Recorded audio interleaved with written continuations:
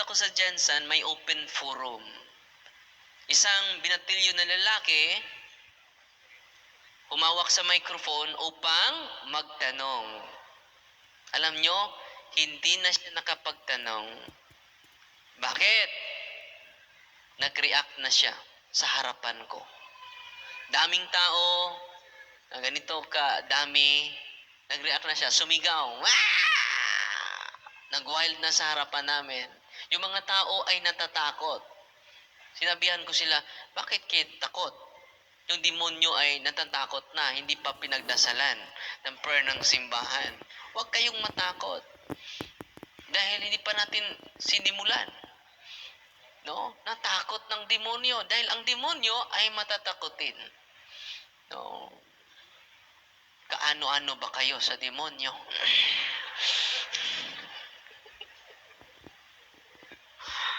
Alam nyo, sinabihan ko yung mga kasama ko, kunin nyo ito. At dasalan nyo dun sa pribado na kwarto. Tapos sa toko, normal na yung bata. At tinanong ko, ano ba yung tanong mo? So gusto ko sanang magtanong, Father, about sign of the cross.